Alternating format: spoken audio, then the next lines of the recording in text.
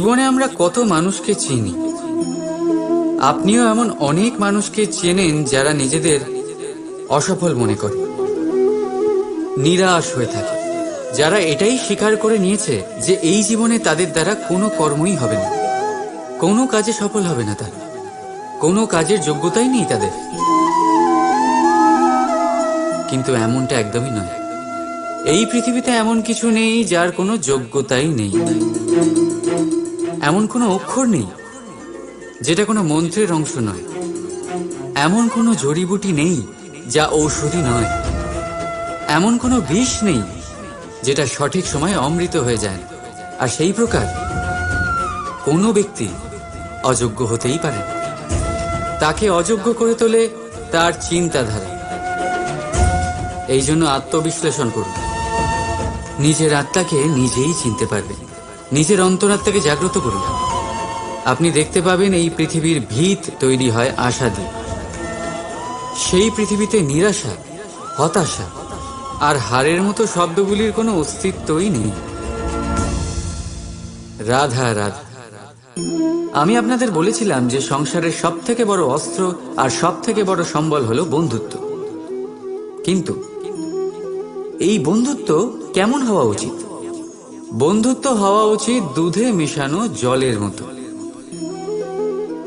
কিভাবে? দুধে যখন জল মেশানো হয় তখন সেই জল নিজেই দুধে পরিণত হয়। এবার ভাবুন, দুধের সাথে বন্ধুত্ব করে জলের গুরুত্ব কেমন বেড়ে গেল। তবে এখানেই কিন্তু এই গল্পের শেষ নয়। যখন দুধকে গরম করা হয় তখন জল নিজের বন্ধুত্ব পালন করে। জল নিজে আগে সেটার তাপ নেয়, নিজের অস্তিত্বকে বাষ্পে রূপান্তরিত করে আর দুধকে বাঁচিয়ে নেয়। আর তারপর জল বাষ্প হয়ে গেলে দুধ ফুটতে থাকে। সে পাত্র থেকে বেরিয়ে উপচে পড়ে। আর শান্ত তখনই হয় যখন তাতে আবার জল মেশানো হয়। অর্থাৎ বন্ধুত্ব সেটাই যা বন্ধুর অস্তিত্বকে বিস্তার করে। বন্ধুত্ব সেটাই যা বন্ধুর জন্য নিজের অস্তিত্ব জ্বালিয়ে দেয়। বন্ধুত্ব সেটাই যাতে সুখ আর দুঃখ দুটোই বন্ধুত্বের সাথে যুক্ত। তাহলে এমন বন্ধুত্ব করো যার সামনে কুবেরের ধনও কম পড়ে যায়। রাধা রাধা। ভুল আর মানুষ, এই দুইয়ের সম্পর্ক অবিচ্ছেদ্য। যেমন ডানা আর পক্ষী, যেমন ধারা আর নদী। যদি ভুল মানুষের স্বভাবের এক গুরুত্বপূর্ণ অংশ হয় তাহলে ভাবুন, এতে লজ্জা কিসের? এতে লজ্জিত হওয়ার কিছু নেই। সেইভাবে দেখতে গেলে ভুল আমাদের নিজেকে আরো উন্নত করার সুযোগ দেয়, নিজেকে আরো ভালো প্রদর্শন করার প্রেরণা দেয়। এখন আপনাদের মধ্যে কেউ এর সাথে সহমত নাও হতে পারে, কেননা অনেকের দৃষ্টিতে ভুল দোষের জন্ম দেয়। দোষ অপরাধের, আর অপরাধের কোনো ক্ষমা নেই, শাস্তি পাওয়া উচিত। কিন্তু আপনি কি কখনো ভেবেছেন এরকম কেন হয়? এর কি কারণ? এর কারণ হলো ভুল স্বীকার করাকে এড়িয়ে যাওয়া। যদি আপনি কোনো ভুল করে স্বীকার না করেন তবে সেই ভুল দোষে পরিণত হয়, আর দোষ অপরাধ। তবে মনে রাখবেন, নিজের ভুল স্বীকার করা সেই ভুল সংশোধন করার পথে প্রথম পদক্ষেপ হয়ে দাঁড়ায়। আর সর্বদা মনে রাখবেন, অপরাধ হলো সেটাই সময় মতো নিজের ভুল স্বীকার না করা। রাধা রাধা। মানুষ অন্য কোনো বস্তু বা ভাবের সাথে পরিচিত হোক না হোক, ভয় আর ভবিষ্যৎ, এই দুই মানুষের মনে সর্বদা থাকে। যাদের অস্তিত্ব তার নিজের অস্তিত্বের ওপর প্রভাব ফেলে। আশ্চর্য, তাই না? ভয় সেটা যা আপনি জানেন, যা অজানা। আর সেই কারণে আপনার ভয় হয় যে কে জানে কি হবে। ভবিষ্যৎ তাই যা এখনো ঘটেই। তাহলে যা ঘটেনি সেটা নিয়ে চিন্তা কেন? আপনার হাতে আছে বর্তমান। বর্তমানের কর্ম সত্য মন নিয়ে করুন। আর ভাবুন যে নিজের কর্ম আরো ভালোভাবে কি করে করা যেতে পারে। আর নিজের উপরে ভরসা রাখুন। যদি বর্তমানের কর্ম আপনি মন থেকে করেন, তাহলে ভয় নিজেই দূর হয়ে যাবে, আর ভবিষ্যতের ফল অবশ্যই মিষ্টি হবে। তাই ভয় আর ভবিষ্যৎকে নিয়ে চিন্তিত হবেন না, এই বর্তমানেই বাঁচুন। রাধা রাধা। কি অসাধারণ পুস্তক, তাই না? সুন্দর আবরণ, সজ্জিত পৃষ্ঠা,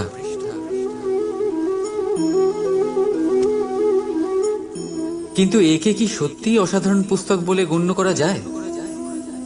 এটাতে যা লেখা আছে তা কি সত্য, প্রেরণাদায়ী, আমাদের জন্য মূল্যবান? কি করে নিশ্চিত হওয়া যায় এই বিষয়ে? এবার আপনারা বলবেন, এ তো সহজ ব্যাপার, আবরণ দেখে পুস্তকের গুণ বিচার করা যায় না। তার জন্য আপনাকে সেটা পড়তে হবে, সেটা বুঝতে হবে, সময় দিতে হবে, তাই না? একদম ঠিক ভাবছেন আপনারা। আশ্চর্য বিষয় হলো এটাই, একটা পুস্তকের ব্যাপারে আপনারা এই সব কিছু জানেন, কিন্তু কোনো ব্যক্তির ব্যাপারে আপনারা এইসব কথা নিয়ে একদম ভাবেন না। ব্যক্তির মূল্যায়ন তার বস্ত্র দিয়ে, তার শারীরিক রূপ দিয়ে বা তার সৌন্দর্য দিয়ে করা যায় না। তার জন্য আপনাকে সেই ব্যক্তির মন পড়তে হবে, বুঝতে হবে, তাকে সময় দিতে হবে। কিন্তু আমরা কি করি? গঠন, রং আর সৌন্দর্য দেখে আকৃষ্ট হয়ে যাই, সেটাকে প্রেম ভেবে বসি। আর প্রত্যেক দিন কাউকে না কাউকে এটা বলতে শোনা যায় যে তার প্রেম কাহিনী সফল হল, সে প্রতারিত হয়েছে। কিন্তু এতে দোষ আর কারণ নয়, স্বয়ং আপনার। আপনি সেই ব্যক্তিকে সময় দেন, আপনি সেই ব্যক্তির বিচারধারা পরখ করেন। প্রেম কিছু মুহূর্তে তৈরি হওয়ার রন্ধন, এর স্বাদ আস্বাদন করার জন্য আপনাকে জীবনভর সময় দিতে হবে। তাহলে সময় দিন, একে অপরের রূপকে নয়, আত্মাকে চিনুন, আর অতি অবশ্যই মন প্রসন্ন হয়ে বলে উঠবে, রাধা রাধা। মানুষের ভাবনা সংসারে সবচেয়ে গভীর, বা বলতে পারেন সবচেয়ে কঠিন ভাব। কখন কি ঘটে যাওয়ার পরে এই মন কি ভেবে বসবে, এটা বলা অসম্ভব।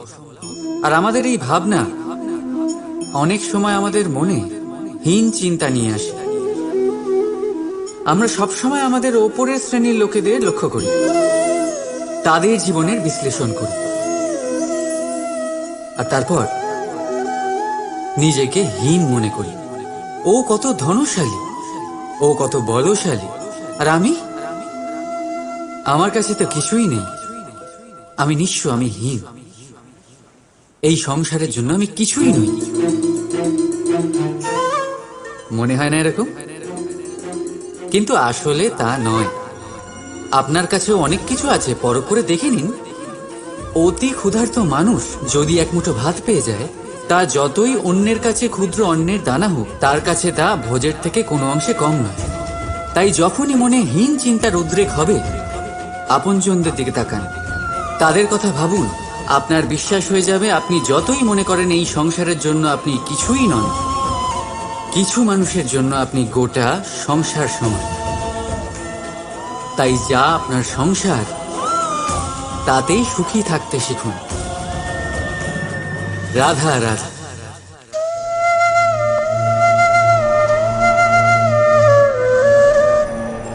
আশ্চর্য হচ্ছেন না আপনারা যে আমি কি করছি, কি লিখছি?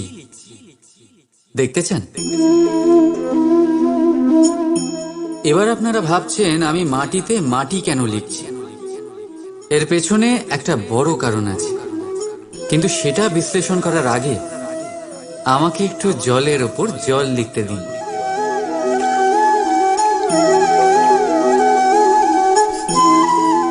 কি হলো?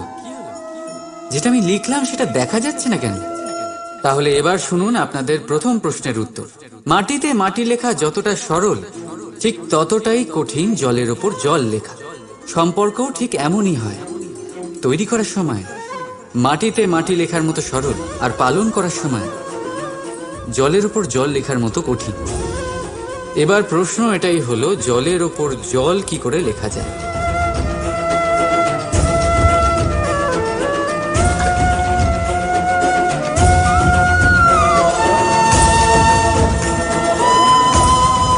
যেভাবে এই পাথরগুলো জলের মধ্যে ডুবে জলের গভীরে চলে গেল, ঠিক এইভাবে আমাদের সম্পর্ক পালন করতে হবে। এই পাথরের মতো নিষ্ঠা সহকারে গভীরে যেতে হবে। সম্পর্ক কখনোই ভাঙবে না। রাধা রাধা। গ্রন্থে লেখা আছে যে মানুষ যদি মৌন থাকতে শিখে যায় তাহলে তার অধিকাংশ সমস্যারই সমাধান হয়ে যাবে। আর সত্যি তাই, মৌনতায় অনেক শক্তি আছে, অনেক ক্ষমতা আছে, কিন্তু সেই ক্ষমতা থেকে কি লাভ যদি তা সময় মতো কাজে না লাগে? সবসময় মৌন থাকাটা কি উচিত? না। ইতিহাস সাক্ষী, সংসারে বেশিরভাগ সমস্যা এই জন্যই হয়েছে কারণ সময় মতো মানুষ তার বিরোধিতা করতে পারেন। মৌন ছিল। যদি মৌন থাকাটা অস্ত্র হয় তাহলে সেটাকে ঠিক সময় ব্যবহার করাটাও জরুরি। যদি অকারণে মৌন থাকেন তাহলে অন্যায়ের কাছে সেটা সম্মতি হয়ে দাঁড়াবে, আর ধীরে ধীরে সেটা আপনার স্বভাবে পরিণত হবে, আপনার অভ্যেস হয়ে দাঁড়াবে, আর তারপর আপনার ব্যক্তিত্ব একটা সামান্য প্রাণহীন পাথরে পরিণত হবে। প্রয়োজন পড়লে নিজের বাণীর সদ্ব্যবহার করতে শিখুন। বাণীকে কখন বশে রাখবেন আর কখন মৌন থাকা উচিত নয়, এর থেকেও বেশি গুরুত্বপূর্ণ এটা বিচার করা যে কখন মৌনতা ভাঙতে হবে। রাধা রাধা। আপনি শুধু আমাদের দূরে করেছেন বড় ভাই, কিন্তু দূরে রাখতে পারবেন না।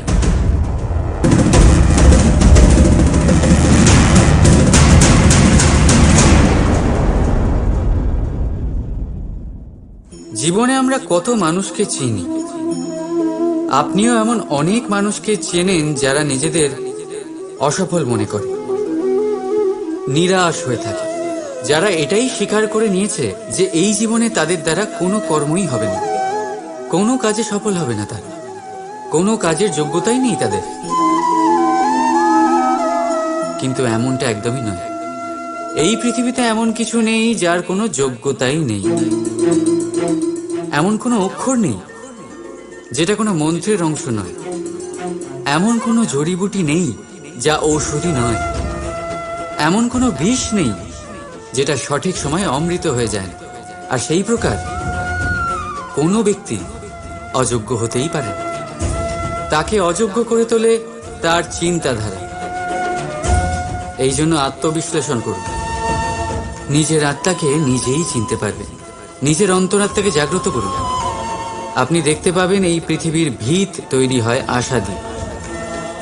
সেই পৃথিবীতে নিরাশা, হতাশা আর হারের মতো শব্দগুলির কোনো অস্তিত্বই নেই। রাধা রাধা। यदा यदा हि धर्मस्य ग्लानिर्भवति भारत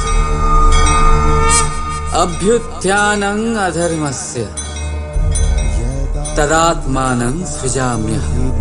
যখন যখন পৃথিবীতে পাপ বাড়ে, ধর্মের হানি হয়, তখন তখন আমি আসি। এটা তো আপনারা সবাই জানেন, কিন্তু এটা কখনো ভেবে দেখেছেন যে কেন আমি এই মর্তলোকের প্রাণী হিসেবেই অবতীর্ণ হই? কেন আমি মানুষ রূপে আপনাদের মাঝেই থাকি? আজ বলছি, সংসারে পাপ আর পুণ্য সমতা বজায় রাখে, কিন্তু যখন পাপ তার সীমা পার করে যায় আমাকে আসতেই হয়।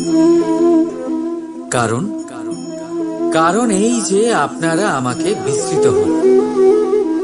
আশ্চর্য হবেন না, আমি আপনাদের মধ্যেই থাকি, শুধু আপনারা নিজেদের অন্তরে থাকা পরমাত্মাকে বিস্মৃত হন। এই জন্য আমাকে আসতে হয় আপনাদের এটা বলতে, সমস্ত শক্তি আপনাদের মধ্যেই আছে। কিন্তু আপনারা কি করেন? আমাকে সম্মান করেন, আমাকে পুজো করেন আর শক্তি প্রার্থনা করেন। বিভিন্ন রকমের চাহিদা আমার সম্মুখে রাখেন। আমার আপনার শ্রদ্ধায় কোনো আপত্তি নেই। আমার আপত্তি আছে সেই ভাবনায় যা আপনাকে দুর্বল করে দেয়। পরমাত্মার উপর শ্রদ্ধা রাখুন, কিন্তু নিজের আত্মার উপরও বিশ্বাস রাখুন। কারণ এই সংসারে এমন কিচ্ছু নেই যা আপনারা করতে পারবেন না। প্রতি নরের মধ্যে নারায়ণ বিরাজ করেন, আর প্রতি নারীর মধ্যে লক্ষ্মী। তাহলে চিনুন নিজের অন্তরের নারায়ণকে, আর বদলে দিন সময়ের চক্রব্যূহ। আমি খুশি হব জেনে আমার অবতীর্ণ হওয়ার বাস্তবিক প্রয়োজন আপনারা বুঝতে পেরেছেন।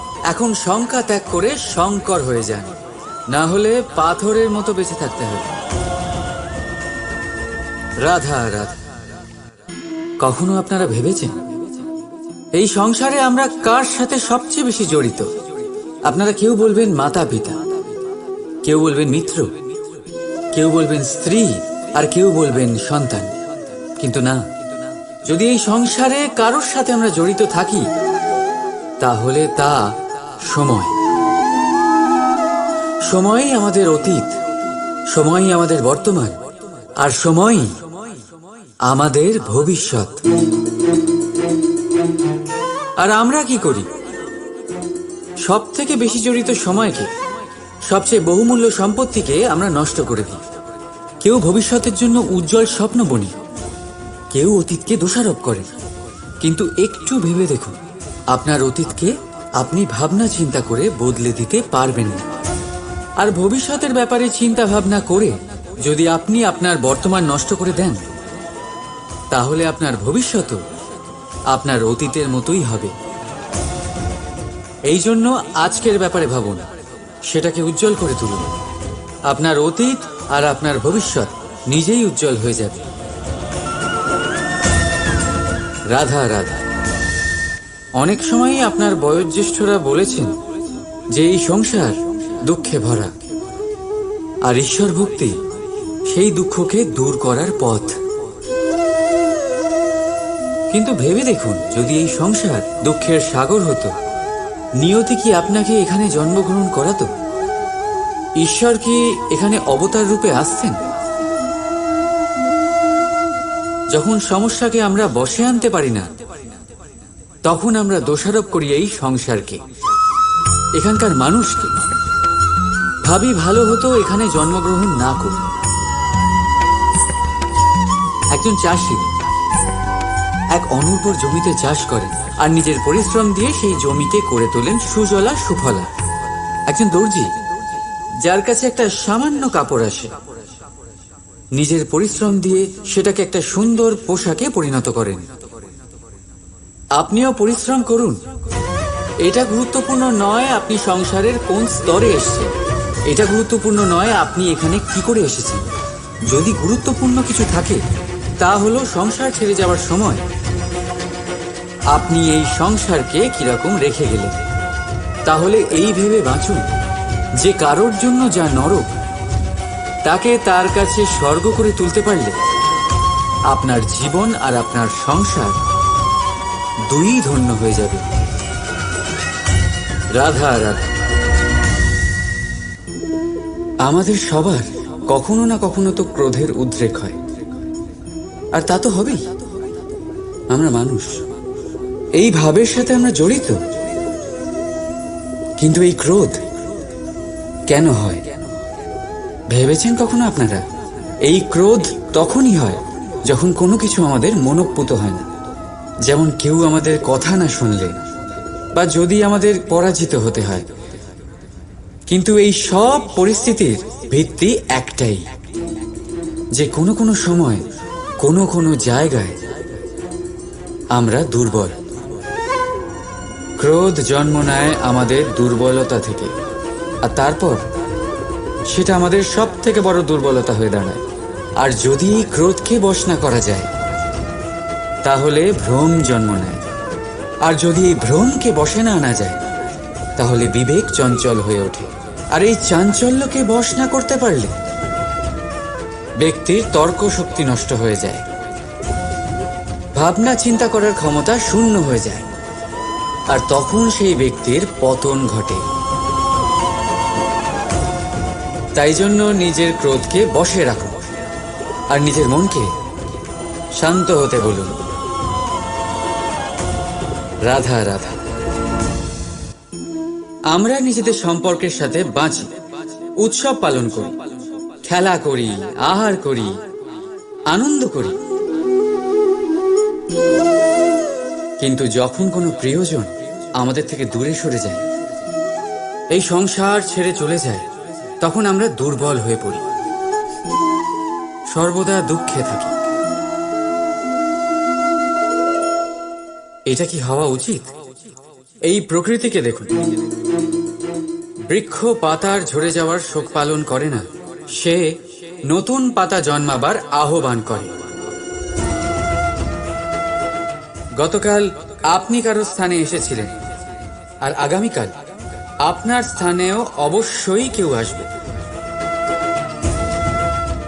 কারণ এটাই পরিবর্তন, এটাই প্রকৃতির নিয়ম। এতে শোক কিসে? যা গেছে সেটার শোক পালন না করে যা পাবেন অথবা যা আপনার কাছে আছে সেটা উপভোগ করুন। রাধা রাধা। আমাদের কাছে প্রতিনিয়ত বহু মানুষ আসেন, কাউকে আমরা সময় দিই, আবার কাউকে আমরা তিরস্কার করি। কিন্তু তিরস্কার কখনোই করা উচিত নয়। যে কোনো ব্যক্তির আপনার কাছে আসার তিনটি প্রধান কারণ হতে পারে: ভাব, অভাব আর প্রভাব। যদি আপনার কাছে কেউ প্রেম ভাব নিয়ে আসে, তবে তাকে প্রেম দিন, সম্মান দিন।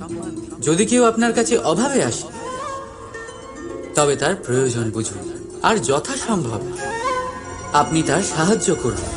আর যদি কেউ আপনার কাছে প্রভাবের জন্য আসে, তাহলেও তাকে উচিত সম্মান দিন। এটা অত্যন্ত ভাগ্যের ব্যাপার যে কেউ আপনার প্রভাবে আছে। কিন্তু তিরস্কার কখনো করবেন না। তিরস্কার জন্ম দেয় কুণ্ঠাকে, আর কুণ্ঠা যে কাউকে আপনার শত্রু বানিয়ে দিতে পারে। এই জন্য বন্ধুত্ব করুন, আনন্দে থাকুন, আর আমার সাথে বলুন রাধা রাধা।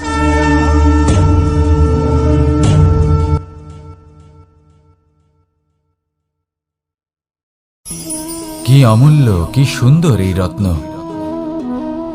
এবার ভেবে দেখুন, যদি আমি এই রত্নকে ব্যবহার করি আখরোট ভাঙার জন্য, তাহলে কি হবে? বা ভেবে দেখুন, এই রত্ন নিয়ে আমি যদি বন্ধুদের সাথে খেলা করতে শুরু করে দিই, তাহলে কি হবে? আপনি তো হাসবেন আমার ওপর। আপনি বলবেন, এত অমূল্য একটা রত্ন, এর দ্বারা কত দুঃখ দূর করা সম্ভব। এই মূল্যবান রত্নের আমি অপব্যবহার করছি। একদম ঠিক বলেছেন, আমি মেনে নিচ্ছি। মূল্যবান বস্তুর অপব্যবহার করা অনুচিত, কিন্তু আপনিও তো তাই করছেন, তাই না? ভেবে দেখুন, মানুষ এই সংসারের সর্বশ্রেষ্ঠ প্রাণী, আর মানুষের এই শরীর সব থেকে মূল্যবান রত্ন। এবার এর সাথে আপনি কি করছেন? অপব্যবহার করছেন না, নিজের স্বাস্থ্যের যত্ন নিচ্ছেন না, আপনি অনুচিত পথে চলছেন, শুধুমাত্র ধন অর্জন করার জন্য পাপ কাজ করছেন। কি না করছেন? এটা অপব্যবহার নয়? ভেবে দেখুন, আমরা এই মানব শরীরের সাথে কি করতে পারি। যদি এর আমরা সদ্ব্যবহার করি, তাহলে অনন্ত পুণ্য অর্জন করতে পারি, যার দ্বারা শুধুই নিজেকে নয়, বরং আমাদের আশেপাশের সকলকে সন্তোষ প্রদান করতে পারি। তাই সংকল্প নিন, এটাই যে মানব শরীরের আমি সদ্ব্যবহার করব, পুণ্যের পথে চলব, সকলের মঙ্গলের জন্য, সকলের প্রসন্নতার জন্য। এই কর্ম করুন, এই পথে চলতে থাকুন। এই মন সন্তোষ বোধের সাথে বলবে রাধা রাধা।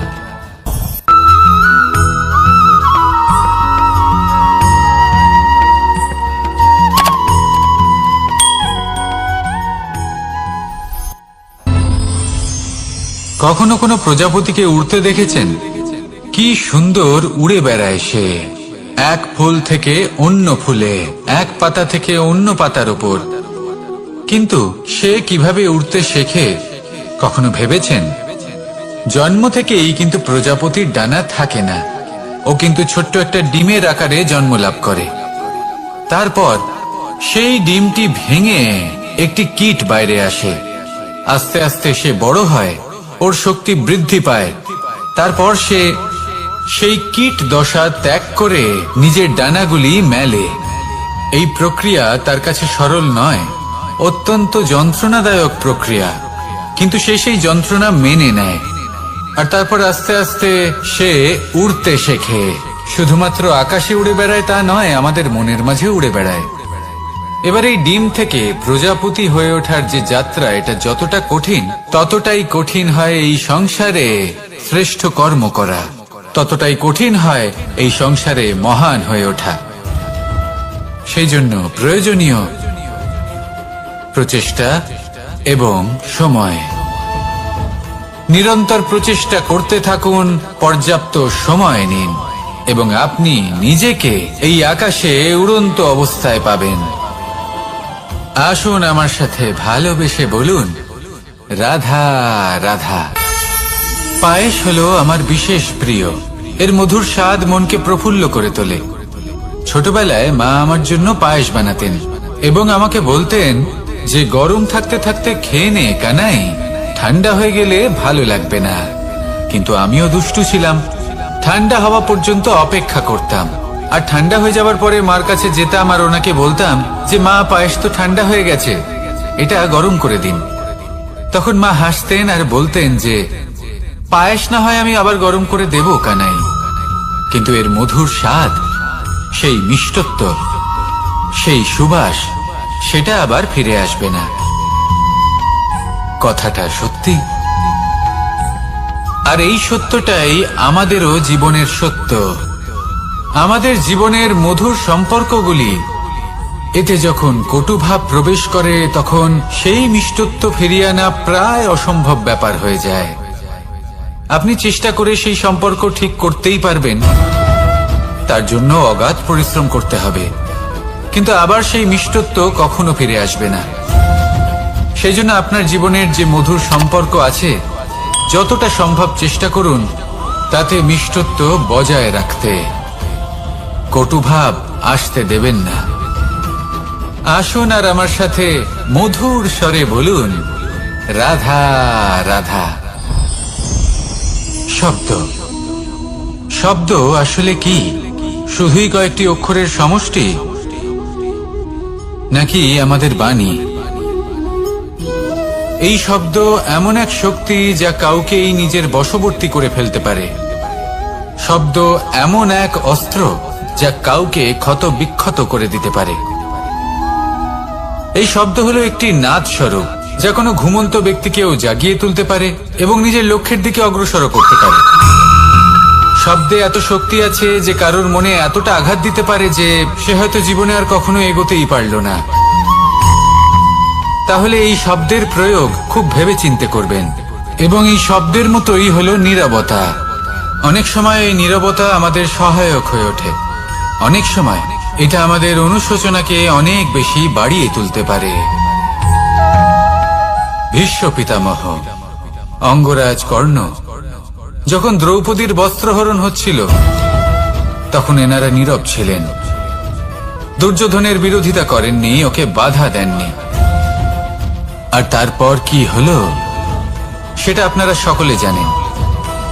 দেখতে গেলে নীরবতা চুপ করে থাকা, কিন্তু যদি কোনো দুষ্টের সামনে চুপ করে থাকেন, যদি তার বিরোধিতা না করতে পারেন, তাহলে এই নীরবতাই অনেক বড় পাপের আকার ধারণ করে। মনে রাখবেন আর আমার সাথে ভালোবেসে বলবেন, রাধা রাধা। আভূষণ, কার না ভালো লাগে এই আভূষণ? আমরা পরিশ্রম করি, ধন অর্জন করি আর আভূষণ কিনে থাকি, কখনো নিজের জন্য, কখনো বা তাদের জন্য যাকে আমরা ভালোবাসি, বা তাদের জন্য যাকে আমরা সম্মান করি। হয়তো সেই জন্যই সীতা চূড়ামণি ধারণ করেছিলেন এবং আমি সামন্তক মণি। কিন্তু এটাই কি সেই প্রকৃত আভূষণ যা আপনার মূল্য বৃদ্ধি করে? না। শ্রীরামের আভূষণ হলো ওনার নম্র ভদ্র ব্যবহার। মাতা সীতার আভূষণ হলো ওনার সততা, ওনার নিষ্ঠা, ওনার ত্যাগ। অর্জুনের আভূষণ ছিল ওনার একাগ্রতা। রাধার আভূষণ ওনার প্রেম। এই আভূষণ কোথাও নেই, আপনার মনে আছে। যদি আপনার মনে মিষ্টতা থাকে, তা শান্ত হয়, তাতে সততা থাকে, নিষ্ঠা থাকে এবং প্রেম থাকে, তাহলে আপনার অন্য আর কোনো আভূষণের কোনো প্রয়োজন নেই। আপনি যতই ভিড়ের মাঝে থাকুন, আপনার ঔজ্জ্বল্য চোখে পড়বে। আসুন আর আমার সাথে ভালোবেসে বলুন, রাধা রাধা। এই সংসারের সব থেকে বড় সত্যি হলো জন্ম এবং মৃত্যু, কিন্তু আরো বড় একটা সত্য আছে, মিত্র এবং শত্রু, যা আমাদের সকলের জীবনে থাকে। মিত্র সে যে আমাদের সঙ্গ দেয় এবং সংসারের সব থেকে উঁচু শিখরে আমাদের নিয়ে যায়, এবং শত্রু সে যে যে কোনো মুহূর্তে যে কোনো শিখর থেকে আমাদের নিচে ফেলে দিতে পারে। এবার বিচিত্র ব্যাপার হলো এটাই যে আমরা নিজেরাই এদের সাথে নিয়ে চলি, নিজেরাই এদের পালন করি। তা কি করে? প্রথমে বুঝুন এই মিত্র এবং শত্রু কারা। আপনার নিজের মন, আর কেউ নয়। এই মনই হলো মিত্র যখন তাতে ভারসাম্য বজায় থাকে, তা নিয়ন্ত্রিত থাকে, তা পবিত্র হয়। কিন্তু যদি এই মন অনিয়ন্ত্রিত হয়ে পড়ে, যদি আপনাকে সে নিয়ন্ত্রণ করতে শুরু করে, তখন সেই আপনার সব থেকে বড় শত্রু হয়। সেই জন্য এই মনের ওপর নিয়ন্ত্রণ রাখতে শিখুন, এতে ভারসাম্য বজায় রাখতে শিখুন। তাহলে আপনি এমন এক বন্ধুকে পাবেন যে আপনাকে এই সংসারের শিখরে পৌঁছে দেবে। আসুন আমার সাথে ভালোবেসে বলুন, রাধা রাধা। ঈশ্বর আসলে কে? সংসারের বেশিরভাগ মানুষের কাছে ঈশ্বর হলেন এই সংসারের রচয়িতা, পালনকর্তা। কারোর কাছে উনি জ্ঞাতা, কারোর কাছে উনি হলেন আস্থার প্রতীক, আবার কারোর জন্য শুধুমাত্র অন্ধ বিশ্বাস। কিন্তু এই ঈশ্বর কি কোনো শরীর, নাকি একটা বোধ, নাকি শুধুই শ্রদ্ধা? ঈশ্বর হলেন তিনি যিনি হলেন আপনার ইষ্ট। সেই জন্যই তো গুরু, মাতা, পিতা এনাদেরও ঈশ্বরই বলা হয়েছে। যাদেরকে আমরা ঈশ্বর বলে মনে করি, যারা আমাদের ইষ্ট, তারা আমাদের একটি পথ দেখান, একটি দিকে চালিত করেন। সেই পথে চলে আপনি শুভ কর্ম করতে পারেন। আর যখন কোনো ব্যক্তি তার ঈশ্বরের আদেশ পালন করেন, তখন সে নিজে থেকেই শুভ পথে অগ্রসর হয়ে যান। বেশ কয়েকজন মানুষ ঈশ্বরের ওপর আস্থা রাখেন এবং ভাবেন যে অনুচিত কোনো কাজ করা উচিত নয়, ঈশ্বর দেখছেন। ওনারা ভয় পান যে কোনো অনুচিত কর্ম করলে কে জানে তার পরিণাম কি হবে। এমন অনেক ব্যক্তি রয়েছেন যারা ঈশ্বরকে বিশ্বাস করেন এবং জানেন যে ঈশ্বর তাদেরকে দেখছেন, তাই যে যে শুভ কর্ম ওনারা করেছেন তার ফল তারা অবশ্যই পাবেন।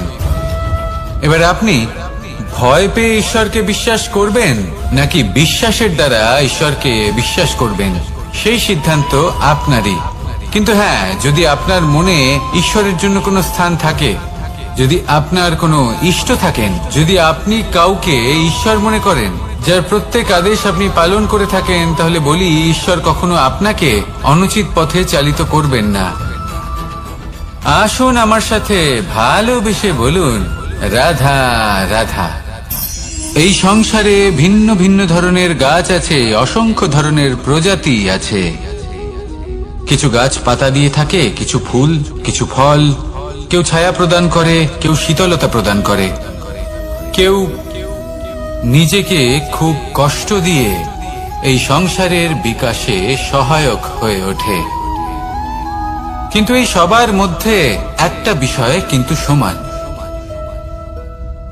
এরা প্রত্যেকেই পাতা ছাড়া, ফুল ছাড়া, ফল ছাড়া জীবিত থাকতেই পারে, কিন্তু কোনো বৃক্ষই শিকড় ছাড়া বেঁচে থাকতেই পারে না। এটাই হলো রাধার। ঠিক সেইভাবেই আমাদের জীবনে শক্তি হোক, ধন হোক বা সাফল্য হোক, আমাদের বা আমাদের পরিবারের প্রসন্নতাই হোক, এই সব কিছুর আধার হলো, সবকিছুর মূল হলো পরিশ্রম। তাই জীবনে চিরকাল পরিশ্রম করতে থাকুন। যদি আপনি জীবনে মহান হবার পথে অগ্রসর হতে চান, তাহলে পরিশ্রম করুন। এই পরিশ্রম দ্বারাই নিজের পরিবারকে প্রসন্ন করুন, নিজের বন্ধুদের প্রসন্ন করুন, এই সমাজকে গর্বিত করুন। আসুন আমার সাথে ভালোবেসে বলুন, রাধা রাধা। এই সংসারের সব থেকে বড় রোগ কোনটা? কেউ বলবে মানসিক রোগ, কেউ বলবে সেই রোগ যা সর্পদংশনের ফলে হয়ে থাকে।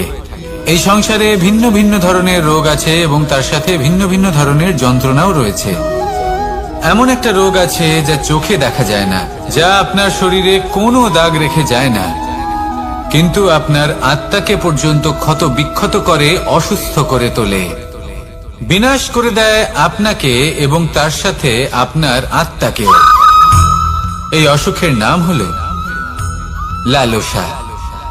লালসা, যে কর্ম সাধন করেছেন তার থেকে বেশি ফল লাভ করার আশা। লালসা, যা আজ আছে তার থেকে অনেক বেশি লাভ করার ইচ্ছে। এই ইচ্ছে এই সংসারে সবার থেকে এগিয়ে থাকার আপনাকে প্রেরণা যোগাবে, কিন্তু তার জন্য আপনাকে অপরাধযোগ্য কাজ করতে উৎসাহিত করবে। আপনার বন্ধু, আপনার আত্মীয়, আপনার পরিবার, এই সবার থেকে আপনি কখন দূরে চলে যাবেন আপনি বুঝতেই পারবেন না। উচিত অনুচিত কোনটা, ধর্ম অধর্ম কোনটা, সব ভুলে যাবেন আপনি। সেই জন্য মনে রাখবেন, নিজের জীবনে যদি আপনি লালসার থেকে নিজেকে দূরে রাখতে পারেন, তাহলে এর অর্থ হলো যে আপনি এই সংসারের সব থেকে বড় অসুখের ওপর বিজয় লাভ করেছেন। আসুন আমার সাথে ভালোবেসে বলুন, রাধা রাধা। এই সাগর কত বিশাল আকার, কখনো শান্ত কখনো উত্তাল, কিন্তু এই সাগরকে এত মহান কে করে তুলল? জল। এবার এই জলের যাত্রা দেখুন, সেটা কতটা কঠিন। এই জল সাগরে থাকে, সূর্য ওকে এতটা উত্তপ্ত করে তোলে যে এই জল নিজের অস্তিত্ব হারিয়ে ফেলে এবং বাষ্পে পরিণত হয়ে হাওয়ায় মিলিয়ে যায়। তারপরে আকাশে যায় আর নিজের অস্তিত্ব আবার হারিয়ে ফেলে, মেঘে পরিণত হয়। তারপর এই মেঘ কোথাও গিয়ে কোনো পর্বতে ধাক্কা খায়, তারপর আবার এই জল নিজের অস্তিত্ব হারায়। তারপরে বর্ষার রূপ ধারণ করে তা বর্ষিত হয়, বা কোনো পর্বতের চূড়ায় তার শিখরে বরফের রূপ ধারণ করে।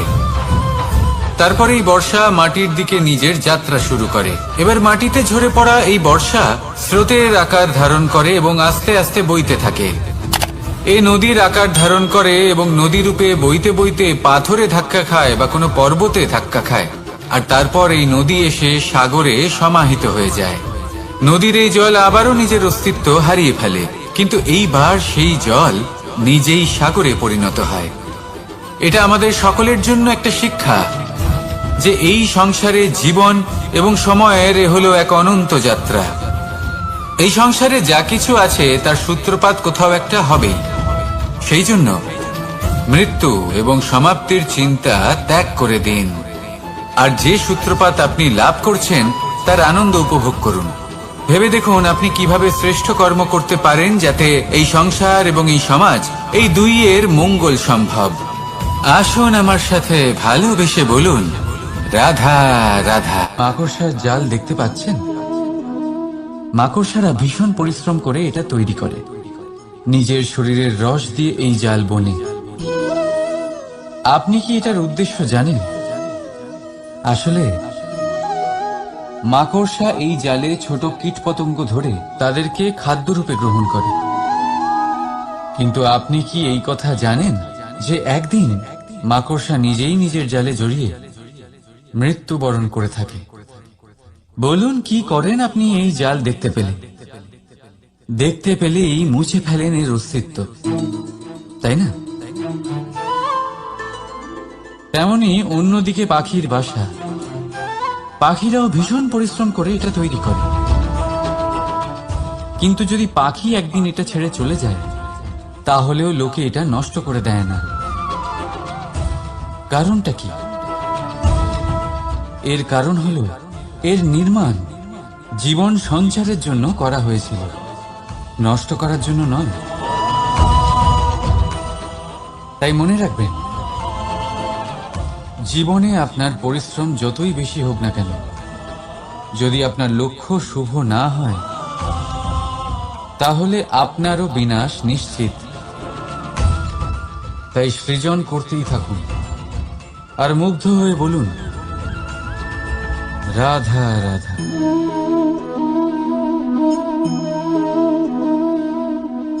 আপনার কি মনে হয় আমি কি করছি? আপনি বলবেন আমি প্রদীপ জ্বালাচ্ছি, সঠিক। কিন্তু প্রশ্ন হচ্ছে যে আমি কি আপনাকে বলেছি যে একে প্রদীপ বলা হয়? না। এই প্রদীপ কি নিজেই নিজের পরিচয় আপনাকে দিয়েছে? না। তাহলে আপনি কি করে জানলেন যে একে প্রদীপ বলা হয়?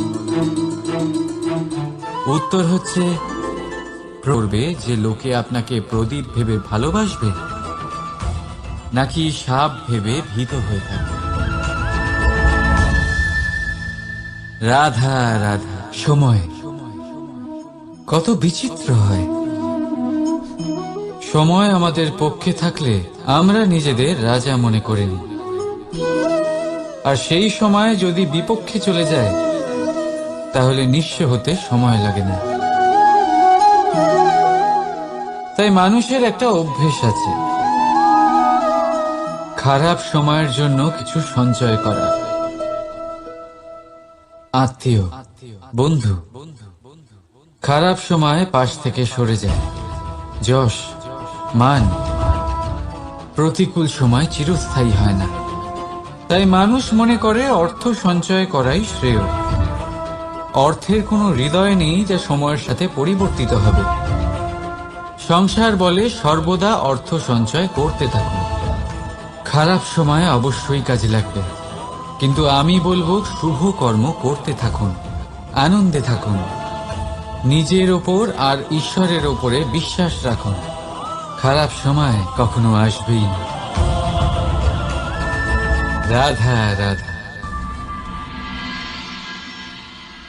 প্রকৃতি মানুষকে এক বিশেষ শক্তি দিয়েছে, অন্য জীবের থেকে বেশি শক্তি দিয়েছে। স্মরণ শক্তি। এই শক্তি মানুষকে অন্য জীবের থেকে ভিন্ন করে, ইতিহাস রচনা করার প্রেরণা দেয়, জ্ঞানকে বংশানুক্রমে এগিয়েও নিয়ে যায়। আর যারা ভুলে যান, অধিকাংশ সময় তারা উপহাস আর দয়ার পাত্র হয়ে যান। কিন্তু এটাই কি প্রকৃত রূপে সত্য? না। এই স্মরণ শক্তি মানুষের বিকাশে সব থেকে বড় বাধা হয়ে দাঁড়ায়, তার মনকে দূষিত করে দেয়। খারাপ অভিজ্ঞতা, কারোর করা বিশ্বাসঘাতকতা, কারোর কটাক্ষ বেশিরভাগ মানুষই ভুলতে পারেন না। রাধা রাধা। মানুষ নিজের পরিবারের জন্য কত কিছুই না করে, দিন রাত পরিশ্রম করতে থাকে যাতে তার পরিবারের প্রয়োজন পূরণের জন্য অর্থ রোজগার করতে পারে। কিন্তু শুধু অর্থ রোজগার করাটাই কি যথেষ্ট? আপনি বলবেন হ্যাঁ, নিশ্চয়ই। অর্থ দিয়ে সব কিছু পাওয়া যায়, বিদ্যা পাওয়া যায়, বাড়ি পাওয়া যায়, ওষুধ পাওয়া যায়, আর কত কিছুই না পাওয়া যায়। এইসব একটা পর্যায় পর্যন্ত সঠিক, কিন্তু একটু মন দিয়ে ভেবে দেখুন, যখন কোনো শিশু অসুস্থ হয়ে পড়ে তখন সে ওই তিক্ত ওষুধ কেন খেয়ে নেয়?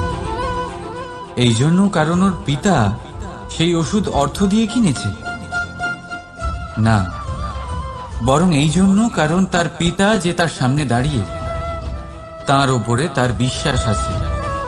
বিশ্বাস আছে যে উনি তার কিচ্ছু হতে দেবেন না। এই বিশ্বাস, এই সংস্কার, এই শিক্ষা কখনো অর্থ দিয়ে পাওয়া যায় না। এটা পাওয়া যায় সেই সময় থেকে যা মাতা পিতা তাদের সন্তানের সাথে কাটিয়েছেন। তাই জীবনে অর্থ অবশ্যই উপার্জন করুন, কিন্তু নিজের পরিবারকেও সময় দিন, আনন্দ পাবে। রাধা রাধা। বিরোধিতা এমন এক শব্দ যা শুনে আমরা সবাই ভয় পেতে থাকি। যদি কেউ আমাদের বিরোধিতা করে তা আমাদের সহ্য হয় না। আমরাও কারোর বিরোধিতা করে কোনো শত্রুতা করতে চাই না। এই ধরনের ভাবনা আমাদের মনে আসতেই থাকে। কিন্তু বিরোধিতা, এই শব্দ আপনার শান্তির জন্য, আপনার সুখের জন্য কতটা গুরুত্বপূর্ণ তা আপনারা জানেন না। তাই যদি কাল এসে কেউ আপনার বিরোধিতা করে, তখন সবার আগে নিজেকে যাচাই করুন। আপনি কি ভুল করেছেন? আপনার দোষ কি? নিজের মধ্যে কি ত্রুটি আছে সেটা বোঝার চেষ্টা করুন। নিজেকে সংশোধন করার চেষ্টা করুন, তারপর দেখুন বিরোধিতার এই আগুন আপনাকে স্বর্ণ থেকে কুন্দন বানিয়ে তুলবে। বলা হয় এই সংসারে খারাপ বেড়েই চলেছে, কিন্তু তার কারণ এ নয় যে খারাপ মানুষ বেড়ে চলেছে। তার কারণ হলো যে ভালো মানুষ, যাদের ভালো চিন্তা, ভালো বিচারধারা আছে, তারা খারাপের বিরোধিতা করতে পারে না। যদি আপনার সম্মুখে কোনো খারাপ কর্ম হয়, তাহলে তার বিরোধিতা করতে সংকোচ করবেন না, কারণ বিরোধিতার এই আগুন মন্দকে পিছুপা হতে অবশ্যই বাধ্য করে। রাধা রাধা। জীবনে আপনি এরকম মানুষও দেখবেন যারা এটা বলে, ভাবে, নিজেকেও বলে যে উনি সেই এমন ব্যক্তি যার মতো আমি হতে চাই। ঠিক আছে, কারোর থেকে প্রেরণা নেওয়াটা কোনো ভুল নয়, কিন্তু কখনো কখনো এই প্রেরণা গুরুত্বহীন হয়ে যায়, আর আমরা শুরু করে দিই সেই ব্যক্তিকে নকল করতে। এখানেই থেমে যায় আমাদের উন্নতি। এবারে দেখুন, সংসারে শত কোটি রঙের ফুল আছে, কিন্তু তারা কখনো একে অপরকে নকল করে না। সময়কে ব্যবহার করুন নিজের অস্তিত্ব নির্মাণ করার জন্য, কারণ কারোর ছায়া হওয়ার থেকে ভালো আপনি কারোর জন্য প্রেরণা হয়ে উঠুন। রাধা রাধা। আমরা সকলে পাথুরে রাস্তা এড়িয়ে চলি, কারণ এই পথের পাথর আমাদের যাত্রা আরো কঠিন করে তোলে, আমাদের পা আহত করে দেয়। কিন্তু একটা গুরুত্বপূর্ণ কথা আমরা ভুলেই যাই, এই কঠিন পথই না শুধু আমাদেরকে নিজেদের দুর্বলতার সাথে পরিচয় করায়, বরং আমাদের শক্ত হওয়ার প্রেরণাও দিতে থাকে। সময়ের সাথে ঠিক এমনটাই হতে থাকে। সবাই ভালো সময়ের অপেক্ষা করতে থাকেন, ভালো সময়ের জন্য পরিশ্রম করেন, তার জন্যই চিন্তা করেন, কিন্তু ভুলে যান যে ভালো সময় বহুবার আমাদের বিবেক নষ্ট করে দেয়। সেখানেই খারাপ সময় আমাদের বুদ্ধিকে সঠিক পথে চালিত করে। রাধা রাধা। ঘোড়াকে যতই প্রশিক্ষণ প্রদান করুন, তার মুখে লাগাম তো পরাতেই হবে। একজন ভালো চালক সেই ঘোড়ার লাগাম মাঝে মাঝে টেনে ধরে, তাকে সঠিক পথে চালিত করতে, যাতে সেই ঘোড়া দিকভ্রান্ত না হয়। এবার একটু ভাবুন, ঠিক এরকমই হয় আমাদের মন।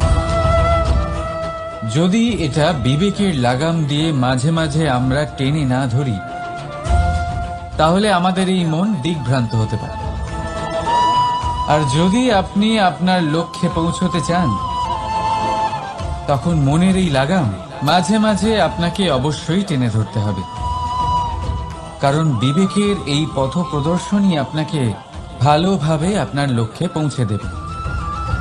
মনে রাখবেন, আর আমার সাথে ভালোবেসে বলবেন, রাধা রাধা। আপনি কখনো জাঁতা কল দেখেছেন? তাতে গম পেশা হয়। গমকে এমন ভাবে পেশা হয় যাতে আমরা তা খেতে পারি, জীবিত থাকতে পারি। আর যদি আপনি মন দিয়ে দেখেন, তাহলে কলের নিচের অংশ কখনো ঘোরে না, শুধুমাত্র উপরের অংশই ঘোরে, আর তবেই তা গম পিষতে পারে, আর তবেই রুটি তৈরি হতে পারে। কিন্তু ভেবে দেখুন, যদি কলের দুটো অংশই ঘুরতে থাকে, তাহলে কি হবে? তা গম পেশার বদলে একে অপরকে পিষে নিজেদের অস্তিত্ব শেষ করে দেবে। তাই জীবনে কোনো কাজ যখন মন আর মস্তিষ্ক মিশিয়ে করা হয় তখনই তা সম্পন্ন হয়। কিন্তু যখন বিষয় হলো ভক্তির, তখন মস্তিষ্কের যুক্তির মৌন থাকা প্রয়োজন। আর যখন বিষয় হলো কর্ম আর ন্যায়, তখন মনের আবেগের মৌন থাকা প্রয়োজন। তাই মন আর মস্তিষ্কের এই সম্মিলনে সতর্ক থাকবেন। একসাথে অবশ্যই চলবে, কিন্তু একে অপরের বাধা যেন না হয়ে দাঁড়ায়। রাধা রাধা। আমি একটা এমন শব্দ যার অনেকগুলি মানে হয়, যার আসল অর্থ হল অহং। যদি আপনি কথা বলেন সৃষ্টির নির্মাণ নিয়ে, তাহলে আমি ব্রহ্মদেব হয়ে সৃষ্টির নির্মাণ করবে। যদি আপনি কথা বলেন প্রলয়ের, তাহলে সেই আমি মহাদেব হয়ে বিনাশ করবে। এই আমি সঙ্গতিপূর্ণ, কিন্তু শুধু ততক্ষণ যতক্ষণ আপনি এটা সবার সাথে ভাগ করছেন। কিন্তু আমরা বহুবার এর মানে বুঝতে পারি না। এই অহংকে সীমিত করে দিই একটা ব্যক্তি অবধি, শুধু নিজে। আর তখনই জেগে ওঠে অহংকার, যাতে প্রাধান্য পায় শুধুমাত্র আমি, আমরা নয়। আর একজন ব্যক্তি একা না উৎপাদন করতে পারে আর না করতে পারে সৃজন। এবারে দেখুন, বৃষ্টির এক ফোঁটা, তারও অস্তিত্ব আছে, কিন্তু তা ধরিত্রীতে পড়লেই সমাপ্ত হয়ে যায়। কিন্তু যখন ফোঁটাগুলি একসাথে পড়ে, তখন শুরু হয় বর্ষা, আর তখনই তৈরি হয় ধারা। রাধা রাধা। বলুন, কি দেখতে পাচ্ছেন আপনি? আমার হাতের এই সাদা বস্ত্র, নাকি এতে লেগে থাকা এই কালো দাগ? এবারে সত্যি কথা বলতে কি, আপনার নজর সবার আগে এই কালো দাগের উপরে গেছে। ঠিক আছে, এমনই তো হয়। ভীষণ কম মানুষ থাকেন যারা ভাবেন কোনো ব্যক্তি ভীষণ পরিশ্রম করে এই বস্ত্র ধুয়েছেন, এটা শুকিয়েছেন। বেশিরভাগ মানুষের নজর যায় এই দাগের উপরে, ভাবেন যে এটা কি করে লাগলো। কিছুটা এরকমই হয় আমাদের ব্যক্তিত্বের সাথে। আমাদের শুভ কর্মের ওপরে আমাদের একটা খারাপ কর্ম ভারী মনে হয়। এবারে ভাবুন, যদি আমি চন্দ্রের কথা বলি, তাহলে তার শীতল আলো দেখার পূর্বে তার কলঙ্ক লক্ষ্য করেন, সেই চাঁদে লেগে থাকা কালো দাগ দেখে নেন। সেই জন্যই বিশেষ করে যারা শুধুমাত্র শুভ চিন্তা করেন আর উপকারী কর্ম যারা করেন, তাদের আমি বলবো সাবধানে থাকবেন। কারণ আপনার একটা খারাপ কর্ম চিরকালের জন্য উদাহরণ হয়ে দাঁড়াবে। রাধা রাধা। সাফল্য। যদি আপনাকে জীবনে সাফল্য পেতে হয়, তাহলে আপনি একাধিক মানুষ পাবেন যারা একাধিক উপায় বলবে আপনাকে সাফল্য পাওয়ার। দীর্ঘ সময় ধরে পরিশ্রম, চেষ্টা, নির্ধারণ, নিষ্ঠা, এই বিষয়ে ভাষণ দিতে থাকবেন। একাধিক রকমের উদাহরণ আপনার সামনে তুলে ধরবেন। কিন্তু আমার এটা মনে হয়, আমরা কেন সেই বিষয়ে কথা বলি না যা মানুষকে অসফল করে তোলে? শুধু দুটো ব্যাপার অসফল হওয়া নিশ্চিত করে। শুধু দুই ধরনের মানুষ বেশিরভাগ অসফল হয়। প্রথম তারা যারা ভাবে অনেক কিছু কিন্তু কিছুই করে না। আর দ্বিতীয় তারা যারা অনেক কিছু করতে থাকে কিন্তু ভাবনা চিন্তা না করে। ভাবনা আর কর্ম, এদের মাঝে সামঞ্জস্য রাখা খুব জরুরি। যদি এটা থাকে তাহলে জীবনে কখনো অসফল হবেন না। রাধা রাধা। আপনি অনেককে এই কথা নিশ্চয়ই বলতে শুনেছেন, এই ব্যক্তির দৃষ্টিতে দম্ভ আছে, এই ব্যক্তির চোখের ওপর অহংকারের পর্দা পড়ে আছে, ইত্যাদি ইত্যাদি। চলুন আমি আপনাকে একটা প্রশ্ন করছি, আপনি দেখেন কি দিয়ে? দৃষ্টি দিয়ে নাকি দৃষ্টিভঙ্গির সাহায্যে? ভাবুন। চিন্তায় পড়ে গেলেন নিশ্চয় পরিচয়ের সাথে সাক্ষাৎ করা। উদাহরণ হিসেবে চন্দ্র। চন্দ্র আমরা সবাই দেখেছি। বহু মানুষ আছেন যাদের চন্দ্র অত্যন্ত সুন্দর লাগে। পাথরকে ভগবান ভেবে পুজো করবেন নাকি ভগবানকে পাথর ভেবে পরিত্যাগ করবেন? সিদ্ধান্ত আপনার, কিন্তু এই সিদ্ধান্ত নির্ভর করে আপনার দৃষ্টিভঙ্গির ওপর। তাই নিজের দৃষ্টিভঙ্গি শুভ রাখুন, নিজের দৃষ্টিভঙ্গিতে ভালোবাসা রাখুন, আর আনন্দে বলুন রাধা রাধা। বড় বড় রাজমহলে বড় বড় ইমারতের চূড়া কত সুন্দর হয়,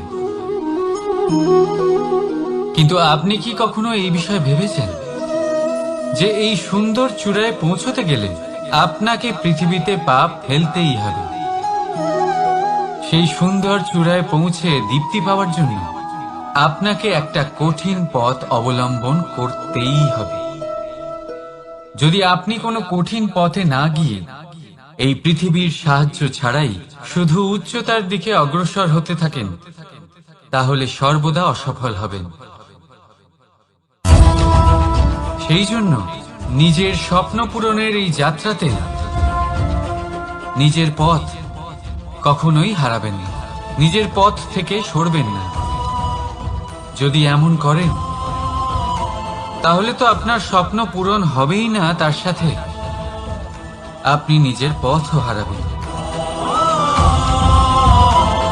রাধা রাধা। কৌতুক অর্থাৎ হাসি, এটা জীবনে কতটা গুরুত্বপূর্ণ। আমরা সর্বদাই হাসতে চাই, আমরা সর্বদা অন্যের মুখে এই হাসি দেখতে চাই। কিন্তু এই কৌতুক অনেক প্রকারের হয়, আর এই কৌতুকের ভিত্তি কি সেটাও খুব গুরুত্বপূর্ণ। কৌতুক কেবল তখনই পাবেন যখন তা শুদ্ধ মন থেকে আসবে। কৌতুক তখনই পাবেন যখন তা শান্ত আর অপমানিত ব্যক্তির মন তিক্ত হয়ে থাকে। তাই মনে রাখবেন যে এই কৌতুক যেন কৌতুকই থাকে, তা উপহাস বা কটাক্ষ না হয়ে যায়।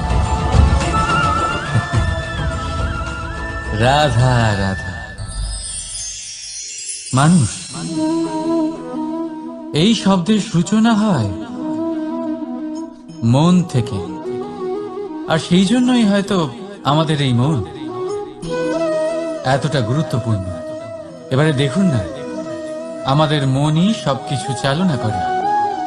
মনই সেই যে কল্পনা করে, মনই সেই যা কল্পনাকে বাস্তবে পরিণত করার জন্য পরিশ্রম করতে আমাদের প্রেরণা যোগায়।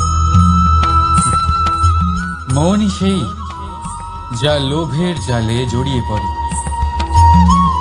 মনই সেই যা অভিমানের পর্দা দিয়ে ঢেকে যায়। আর এই মনই সেই যা আপনাকে বিনাশের দিকে টেনে নিয়ে যেতে পারে। কিন্তু যদি তা পরোপকার করার ইন্ধন পায়, তাহলে এমন কোনো মহান কাজ নেই যা আপনি করতে পারবেন না। কিন্তু এই মন কি? এটা বোঝানো যায় দুটো শব্দের মাধ্যমে, দুটো সহজ শব্দ। প্রথম, একজন কুশল সেবক। দ্বিতীয়, একজন সংকট প্রবণ মালিক। যদি আপনার এই মন আপনার নিয়ন্ত্রণে থাকে, তাহলে সে হলো আপনার সেবক। তাই আপনার অস্তিত্ব আছে। কিন্তু যদি আপনার মন আপনার কর্মের ওপরে নিয়ন্ত্রণ করে, তাহলে এই মন আপনার মালিক, আর তখন আপনার বিনাশ নিশ্চিত। তাই নিজের এই মনকে নিয়ন্ত্রণে রাখুন, কিন্তু ভালোবেসে। আসুন আমার সাথে আনন্দে বলুন, রাধা রাধা। এই সূঁচ দেখতে পাচ্ছেন আপনি? এটা শুদ্ধ লোহা দিয়ে তৈরি। বস্ত্র সেলাই করার কাজে লাগে, অস্ত্রোপচারে কাজে লাগে। কিন্তু আপনি কি কখনো ভেবে দেখেছেন এই সূঁচ কিভাবে তৈরি হয়? লোহার এক বড় অংশকে পিটিয়ে পিটিয়ে টেনে টেনে তাকে পাতলা বানানো হয়। এরপরেই আমরা পেয়ে থাকি সূঁচ। ভাবুন, যদি লোহার টুকরোতে অনর্গল প্রহার করার ফলে একটা লোহার টুকরো সূঁচে পরিণত হয়, তাহলে আমাদের জীবনে অনর্গল চেষ্টা করার ফলে জীবনের সমস্ত অংশকে আমরা কত প্রভাবশালী কাজে পরিণত করতে পারি। শুধু প্রয়োজন দৃঢ় নিশ্চয়তা। তাহলে আসুন আমার সাথে ভালোবেসে বলুন, রাধা রাধা। বিশ্বাস, জীবনে বিশ্বাস কতটা গুরুত্বপূর্ণ। একজন স্ত্রী তার স্বামীর হাত ধরে যে কোনো জায়গায় যেতে পারেন। এর কারণ হলো বিশ্বাস। তার নিজের স্বামীর ওপরে বিশ্বাস আছে। যখন একজন মা তার ছোট বাচ্চাকে কোলে তুলে হাওয়ায় ওঠায়, তখন সেই বাচ্চা ভয়ভীত হয়ে যায় না। তার কারণ হলো বিশ্বাস। তার বিশ্বাস আছে যে তার মা তার কিচ্ছু হতে দেবে না। এক বৈদ্যের দেওয়া ঔষধ সন্তান কিছু না বুঝে শুনেই খেয়ে ফেলে। সেই বৈদ্যের জ্ঞানের বিষয়ে তার কোনো ধারণাই থাকে না। শুধু নিজের পিতার উপরে বিশ্বাস আছে যে তার পিতা তাকে খারাপ কিছুই দেবে না। যখন এই সংসারের প্রতিটা বন্ধন বিশ্বাসের উপরে দাঁড়িয়ে আছে, তাহলে কেন এই বিশ্বাসকে আমরা জীবনে আনতে পারি না? আপনি নিজেই দেখুন, এই বিশ্বাস নিজের জীবনে এনে দেখুন, সবকিছু আরো সুন্দর হয়ে যাবে। তাই ভালোবেসে বলুন, রাধা রাধা।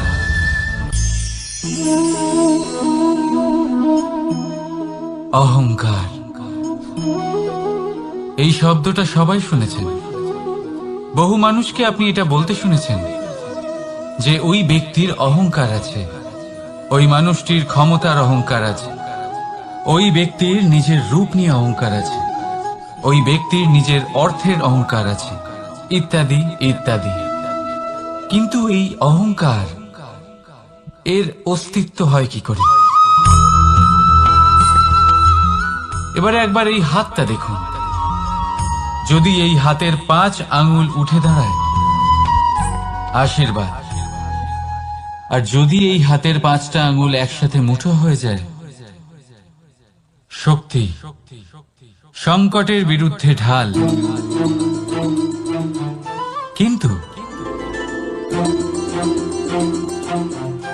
এই একটা আঙ্গুল সংকটের কারণ হয়ে দাঁড়াতে পারে। এই একটা আঙ্গুল শত্রুকে আহ্বান জানায়। এবার অহংকার বলে এই শব্দটাই দেখেন। আমাদের থেকে আলাদা হয়ে গেলে হয় অহং। অহং অর্থাৎ ব্যক্তির মনে হয় যে সে আপনদের থেকে, নিজের বন্ধুদের এবং সঙ্গীদের থেকে, নিজের পরিবারের থেকে অনেক উপরে, অনেক শ্রেষ্ঠতর সে। কিন্তু মনে রাখবেন, এই অহংকার কোনো ব্যক্তির অস্তিত্বের বিনাশের প্রথম ধাপ। তাই ঝেড়ে ফেলে দিন এই অহংকারকে আর বিশ্বাস করুন আমাদের ওপর, কারণ তখনই আপনি শান্তি পাবেন। আর সেই শান্তির সাথেই বলে উঠবেন, রাধা রাধা।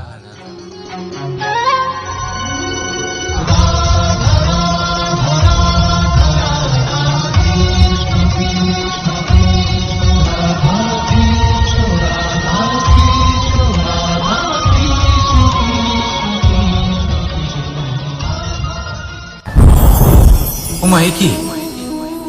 আমি কখন থেকে এখানে অপেক্ষা করছি, হাত পেতে দাঁড়িয়ে রয়েছি যাতে একটা ফল আমার হাতে এসে পড়ে এবং সেটা আমি খেতে পারি। কখন থেকে অপেক্ষা করছি, কিন্তু সেটা হচ্ছেই না। এবার আপনি বলবেন যে এসব কি বলছি, এ কি অদ্ভুত কথা বলছি। যদি ফল খেতে হয় তাহলে আমাকে বৃক্ষে চড়তে হবে, ফলের কাছে পৌঁছতে হবে, তবেই তো ফল পাবো। এবারে এটা অত্যন্ত সহজ ব্যাপার, কিন্তু এই বিষয়টা আপনি নিজের জীবনের প্রসঙ্গে ভেবে দেখুন। লক্ষ্য কোথায় আছে আপনি জানেন, সেই লক্ষ্যে পৌঁছানোর পথ কি সেটাও আপনি জানেন, সেই পথে চলার ক্ষমতাও আপনার রয়েছে, কিন্তু তাও আপনি নিজের লক্ষ্য লাভ করতে পারছেন না। কেন? কারণ আপনি অপেক্ষা করছেন যে লক্ষ্য আপনার সামনে চলে আসবে, কিন্তু তা হয় না। লক্ষ্য সে যাই হোক না কেন, ধন হোক, প্রেম হোক, কোনো সম্মান হোক বা মোক্ষ হোক, যদি আপনি তার দিকে অগ্রসর না হন তাহলে ফল প্রাপ্তি অসম্ভব ব্যাপার, তা কোনোদিনই হবে না। সেই জন্য আপনার চোখের সামনে আপনি যদি নিজের লক্ষ্যকে দেখতে পান তাহলে উঠুন এবং সেই দিকে অগ্রসর হতে শুরু করুন। নিজের অন্তরের সকল অশুভ গুণ দূর করুন, অলসতা ত্যাগ করুন, অজ্ঞানতা ত্যাগ করে দিন এবং চলতে থাকুন। অবশ্যই মনোবাঞ্ছিত ফল লাভ করতে পারবেন। মনে রাখবেন, চলতে থাকলে তবেই লক্ষ্য প্রাপ্তি হবে। অপেক্ষার দ্বারা শুধুমাত্র মৃত্যু লাভ হবে। আসুন আমার সাথে ভালোবেসে বলুন, রাধা রাধা। পাখি কখন জন্ম নেয়, কখন উড়তে শেখে, কখন বাসা বানাতে শেখে, কখন নিজের মৃত্যু লাভ করে, এসব আমাদের মধ্যে কেউ জানি না। কিন্তু পাখি একটা কথা খুব ভালো করে জানে, যে এই সংসারে ও যা কিছুই করুক না কেন, এই সংসারের ওকে নিয়ে কিচ্ছু যায় আসে না। এবার আমরা কি করি? কোনো কাজ করার আগে আমরা এটা ভাবি যে এই সংসার যদি আমাকে দেখে ফেলে তাহলে কে জানে এই সংসার কি ভাববে, আমার প্রতিচ্ছবি কেমন তৈরি হবে কে জানে, কে জানে কি হবে আদি ইত্যাদি। এই সব ভাবনায় আমরা মগ্ন হয়ে যাই। কিছুটা এমন ভাবে মগ্ন হই যে বর্তমানের কর্মের এই জীবনের যাত্রাপথে সেই সময়ের আনন্দ উপভোগ করতে ভুলে যাই। এবার দেখুন একটা পাখি কি করে, ওর কর্ম হলো গান গেয়ে চলা। ওই পাখি গেয়ে চলে, কেউ ওর গান শুনুক বা না শুনুক, কেউ আদৌ শুনছে কিনা সেই বিষয়টা নিয়ে সেই পাখির কিছুই যায় আসে না। সেই পাখি নিজের কর্ম করতে থাকে। হয়তো সেই জন্যই আপনি কখনো কোনো পাখিকে কাঁদতে দেখবেন না। এরকমই আপনাকে নিজেকে গড়ে তুলতে হবে। প্রথমে নিজেকে জিজ্ঞেস করুন, এই যে কর্ম আমি করতে চলেছি সেটা কি উচিত? যদি আপনার মনে হয় সেটা উচিত তাহলে সেটা প্রমাণ করুন। এটা ভাববেন না যে এই সংসার কি ভাববে। আসুন আর আমার সাথে ভালোবেসে বলুন, রাধা। বনের মধ্যে যদি আপনি কোনো বিষাক্ত সাপ দেখেন তাহলে কি করবেন? আপনি তখনই তার থেকে দূরে পালাতে চেষ্টা করবেন। আর এটা কেন করবেন? নিজের রক্ষার্থে। এই কথা আমি নয় মেনে নিলাম, কিন্তু নিজের জীবনে এটা করেন না কেন? আপনি যেখানেই যান, যে স্থানেই যান না কেন, প্রত্যেক সময়ে প্রত্যেক মুহূর্তে এমন বিষাক্ত সাপ আপনি অবশ্যই খুঁজে পাবেন। আর সেই সাপ নয় যাদের আপনি বনে খুঁজে পাবেন, এরা হলো সেই সাপ যা আপনাকে পাপ করতে বাধ্য করবে। আপনার অন্তরের বাসনা, ক্রোধ, অহংকার, লোভ, ঈর্ষা এদের বৃদ্ধি ঘটাবে। দেখুন, বনের এই সাপ আপনাকে একবার ছেড়ে দিতেও পারে, ছোবল নাও মারতে পারে, কিন্তু এই যে পাপরূপী সাপ আছে তা অবশ্যই ছোবল মারবে। কর্ম যদি করেন তাহলে অবশ্যই ফল পাবেন। সেই জন্য যখনই কোথাও যাবেন, যদি এমন কাউকে দেখেন, যদি এমন কিছু দেখেন যে আপনাকে পাপ করতে বাধ্য করছে, তাহলে সেই মুহূর্তে সেখান থেকে পালিয়ে যান। যেমন বনের সাপ দেখে আপনি পালাতে থাকেন। সৎকর্মের রক্ষা অত্যন্ত আবশ্যক। আসুন আর আমার সাথে ভালোবেসে বলুন, রাধা রাধা। যদি কোনো সিংহ বানরের মতো